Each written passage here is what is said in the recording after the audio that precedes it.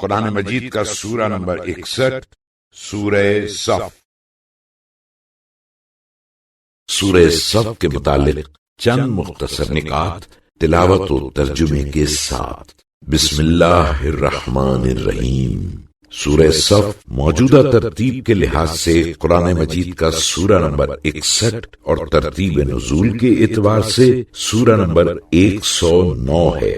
یہ سورہ مدینہ منورہ میں نازل ہوا۔ اس سورے کو اس کی چوتھی آیت کی مناسبت سے صف کہا جاتا ہے، جس میں اللہ تعالی کی راہ میں صف باندھ کر جہاد کرنے والوں کا ذکر ہے، اور عربی میں صف قطار کو کہا جاتا ہے۔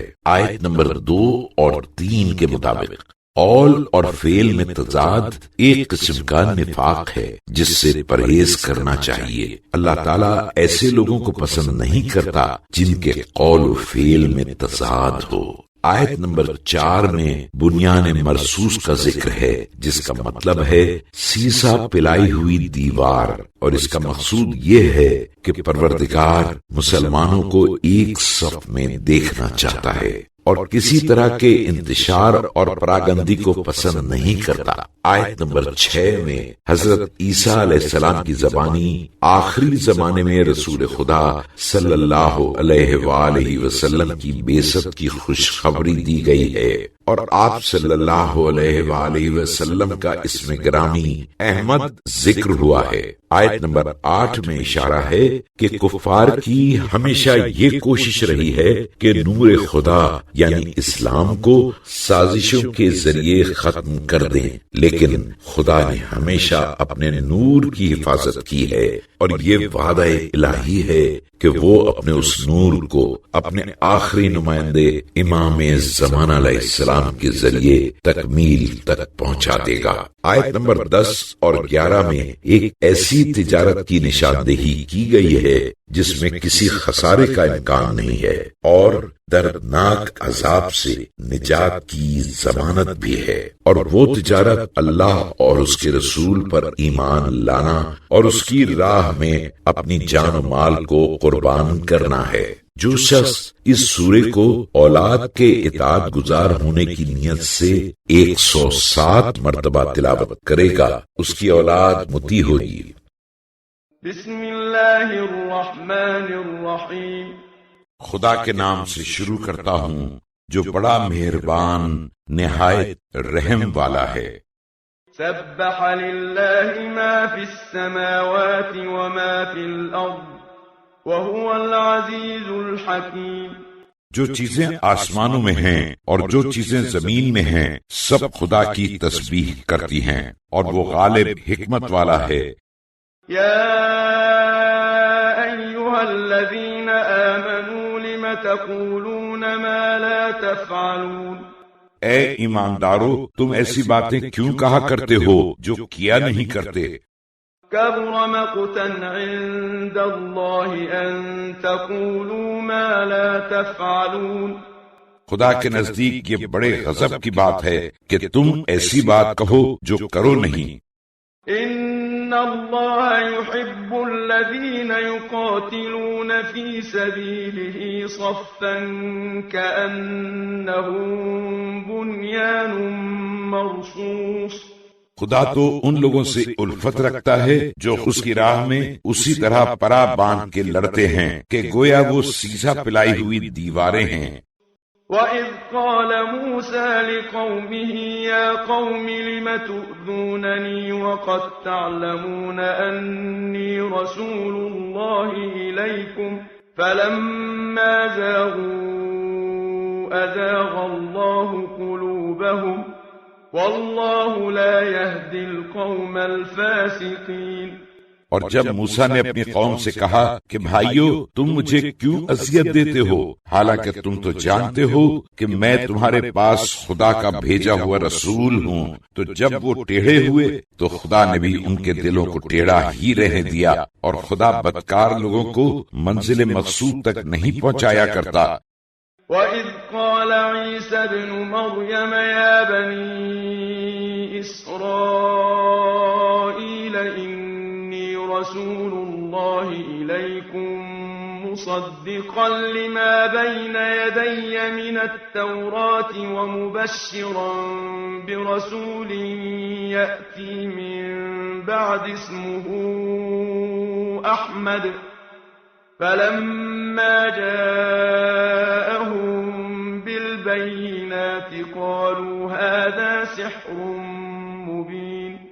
اور یاد کرو کہ جب مریم کے بیٹے عیسیٰ نے کہا اے بنی اسرائیل میں تمہارے پاس خدا کا بھیجا ہوا آیا ہوں اور جو کتاب توریت میرے سامنے موجود ہے اس کی تصدیق کرتا ہوں، اور ایک پیغمبر جن کا نام احمد ہوگا اور میرے بعد آئیں گے ان کی خوشخبری سناتا ہوں، تو جب وہ پیغمبر احمد ان کے پاس واضح اور روشن معجزے لے کر آیا تو کہنے لگے یہ تو کھلا ہوا جادو ہے۔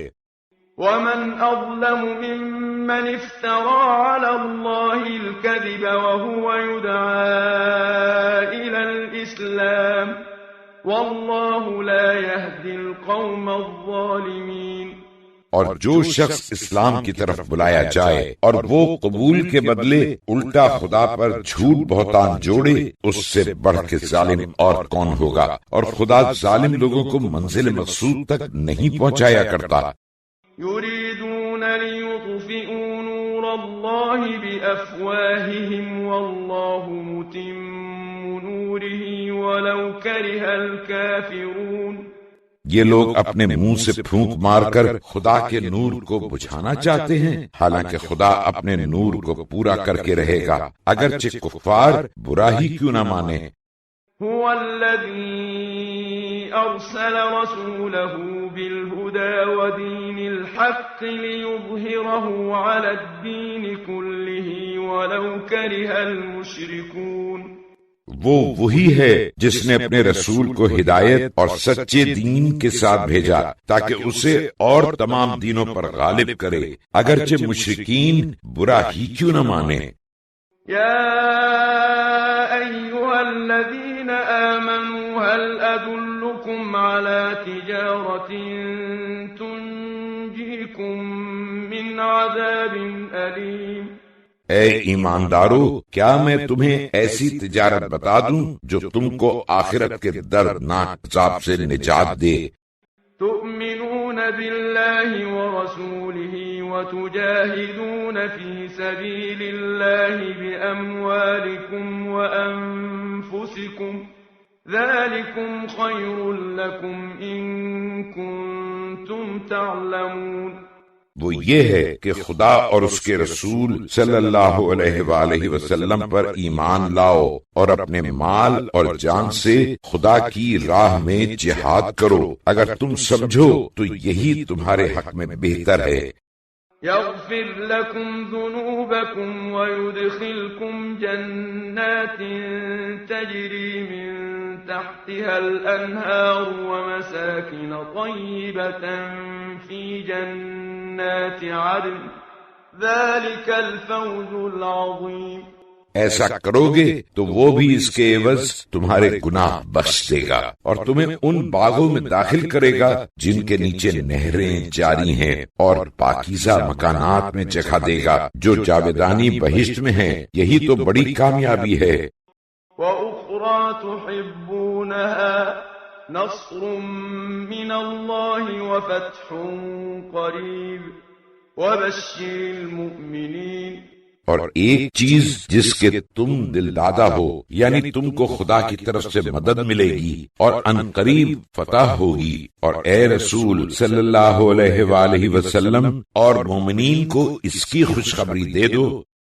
یا ایھا الذین آمنوا كونوا انصار اللہ كما قال عیسی ابن مریم للحواریین من انصاری الى اللہ قال الحواریون نحن انصار اللہ فآمنت طائفة من بني إسرائيل وكفرت طائفة فأيدنا الذين آمنوا على عدوهم فأصبحوا ظاهرين۔